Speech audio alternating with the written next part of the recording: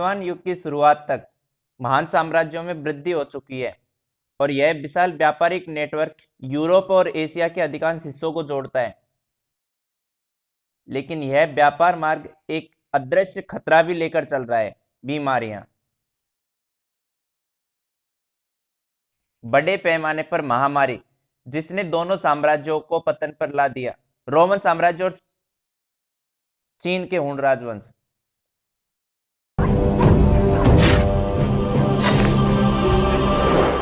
इन नेटवर्कों ने धर्म का प्रसार भी करवाया। 312 एडी में रोमन सम्राट कॉन्स्टेंटाइन ईसाई बन गया, जिससे ईसाई धर्म यूरोप का प्रमुख धर्म बन गया और पश्चिम में भी।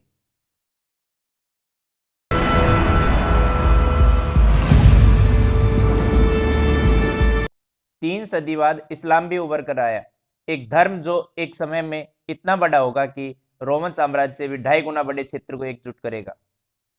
अरब व्यापार अगले 1000 वर्षों तक आविष्कार लाएगा और उन स्थानों का भी विस्तार करेगा जो इससे पहले कभी नहीं देखे गए।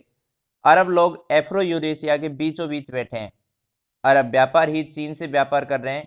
अरब व्यापार ही लाभी यात्राएं करके अटलांटिक महासागर तक आ रहे हैं, तो वे हब के बीच में हैं। और इस अरब व्यापार का रहस्य है ऊंट, एक प्राचीन प्राणी जिसका पूर्वज घोड़े की तरह बेरिंग पुल के पार उत्तरी अमेरिका से बाहर भाग निकला था। 6 ऊंटों का एक कारवां 2 टन तक बोझ लेकर चल सकता है और हर रोज 60 मील चल सकता है। गधे के कारवां से 2 गुना ज्यादा बोझ और उससे आधे वक्त में।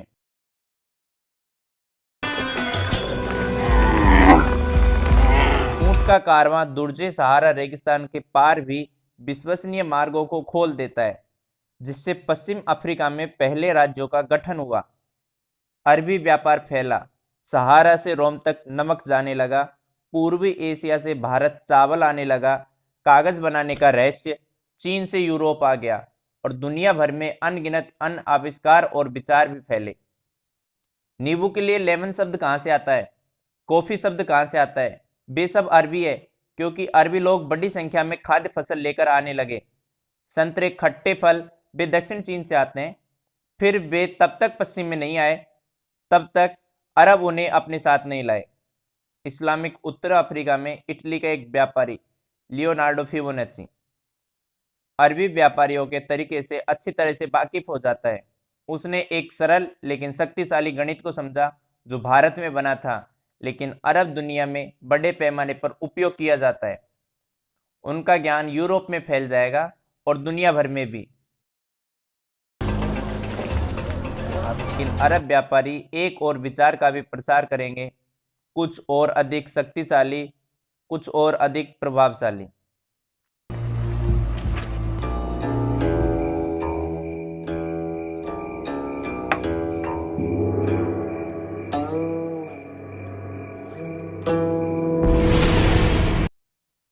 वह कार्बन और सल्फर को सोल्ट पीटर के साथ जोड़ते हैं, जिसमें पोटेशियम, नाइट्रोजन और ऑक्सीजन होते हैं।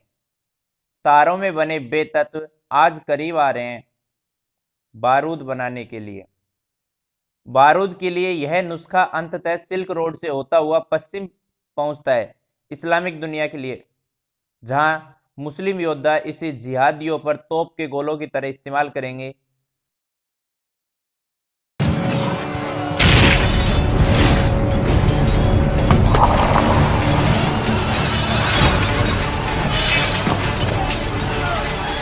गोरों ने इस विचार को अपनाया और उससे बारूद के हथियार बनाए।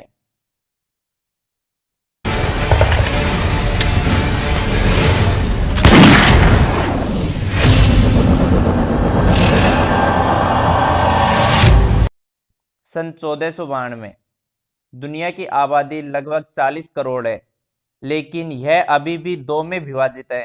अमेरिका में एज़टेक्स, माया और इंका की सभ्यताएं हैं। सभी ने उत्थान किया था, जबकि आधी दुनिया पर रोम के पतन के बाद यूरोप ने किसी अंडे की तरह अलग अलग राज्यों में टूटना शुरू कर दिया।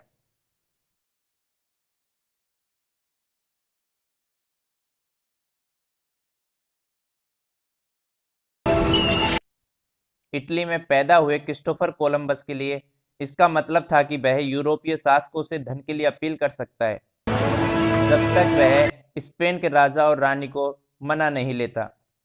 पृथ्वी को पूरा इतिहास लगा कोलंबस की यात्रा को संभव बनाने में। हवा से ऊर्जा पाने के लिए उसने त्रिकोणीय पाल का उपयोग किया, एक तकनीक जो उसने अरबों से कॉपी की।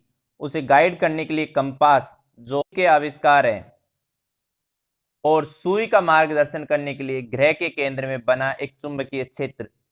हालांकि कोलंबस भारत जाने के लिए एक नया तरीका तलाश रहा था, पर उसने जो किया उससे दुनिया के दो हिस्से हमेशा के लिए जुड़ गए। यह यात्रा केवल अमेरिकी इतिहास में महत्वपूर्ण नहीं है, जैसा कि आप देखेंगे यह सभी मानव इतिहास के लिए महत्वपूर्ण घटना है। कुछ भी पहले जैसा नहीं रहेगा। हिमयुग के अंत में मानवता दो टुकड़ों में बस गई थी 15,000 सालों के लिए। अब वह बदलने वाला है। 1492 में क्रिस्टोफर कोलंबस की यात्रा को अमेरिकी इतिहास में सबसे महत्वपूर्ण घटनाओं के रूप में सिखाया जाता है। वास्तव में यह पूरे मानव इतिहास की सबसे महत्वपूर्ण घटनाओं में से एक है। उस यात्रा से पहले विश्व के महान क्षेत्र मोटे तौर पर अलगाव में थे। अटलांटिक को पार करके कोलंबस उत्तर और दक्षिण अमेरिका के इन दो विशाल महाद्वीपों को वहां उपलब्ध संसाधनों को खोल देता है।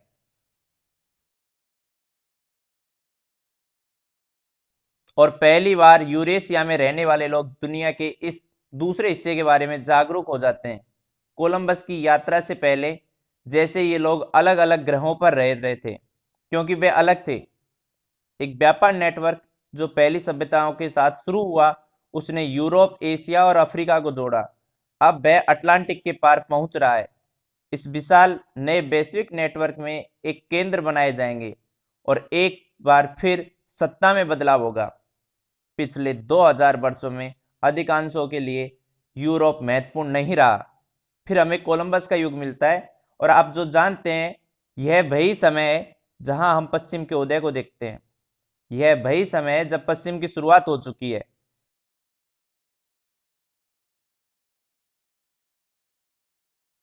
यह एकदम दुनिया का सबसे बड़ा एक्सचेंज नेटवर्क बन जाता है, जो इतिहास में कभी नहीं देखा गया।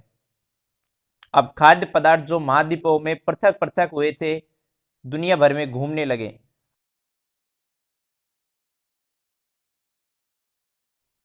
अमेरिका से मक्का, मिस्र और चीन में पहुंची। दक्षिण अमेरिका से आने वाले आलू आयरलैंड और रूस की मिट्टी के लिए पूरी तरह उपयुक्त साबित हुए। हमारे उपजाऊ क्रेसेंट के अनाज जैसे गेहूं अमेरिकियों का भोजन बनने लगे। नए खाद्य अर्थात अधिक कैलोरी, अधिक ऊर्जा। कोलंबस की यात्रा के 3 शताब्दियों के भीतर दुनिया की आबादी 2 गुने से अधिक हो गई, 90 करोड़। लेकिन दो गोलार्धों के असमान शक्ति वाले ये लोग अब एक घातक चरमोत्कर्ष पर तक पहुंच जाते हैं। यूरोपीय विजय प्राप्त करता उपजाऊ क्रेसेंट में कृषि और पशुओं के उत्तराधिकारी अपने घोड़ों पर बैठे बंदूक लेकर आ रहे थे, और संक्रामक रोग भी, और नतीजा हत्या। कोलंबस की पहली यात्रा के बाद के वर्षों में अमेरिकियों में देशी आबादी का 95% हिस्सा यूरोपीय बंदूकों और रोगाणुओं से मर जाएगा। एक बार ये गोलार्ध जुड़ गए, कुछ भी पहले जैसा नहीं रह सकता। चीनी की अविश्वसनीय कहानी कोई ले लो। रासायनिक तौर पर यह हमारे दिमाग के लिए ईंधन का एकमात्र स्रोत है। यह पदार्थ जिसे हम लालसा करने के लिए प्रोग्राम किए गए हैं। कच्ची चीनी ज्यादातर गन्ने से होती है। एक बार फिर घास मानव की जाति में एक केंद्रीय भूमिका निभाएगी। गन्ने 6000 साल पहले एशिया में उगाए गए तथा क्रूसेड द्वारा चीन में इसकी खोज की गई और इसे घर ले आए। यूरोप को गन्ना पसंद आया, लेकिन यूरोप में गन्ना उगाने के लिए जगह ही नहीं थी। फिर क्रिस्टोफर कोलंबस आया और नई दुनिया की खोज हुई। और कॉन्क्विस्टेडर्स, हाँ, वे शुरू में सोने और चांदी में इंटरेस्टेड थे, लेकिन वे सिर्फ अमीर बनना चाहते थे। वो परवाह नहीं करते थे कि वे कैसे अमीर होने वाले हैं। और एक बार सोने और चांदी को लूट लिया गया, अगला चरण था चीनी के पौधे उगाना। कोई स्पेनिश खुद गन्ने के खेतों में काम करना नहीं चाहता था, तो वे मजदूरों के लिए देखने गए। और अटलांटिक के दूसरी ओर वहां एक जगह है जहां वे गुलाम खरीद सकते हैं। और अगर हम गुलामी के इतिहास को देखते हैं, अफ्रीका में गुलामों का पहला गंतव्य है गन्ने के खेत। चीनी का इतिहास इतिहास को आकार देता है मध्य पूर्व के माध्यम, क्रूसेड के माध्यम से, मीजो अमेरिका के विजय के माध्यम से और यहां तक कि अफ्रीका में गुलामों का इतिहास भी गणने से जुड़ा है।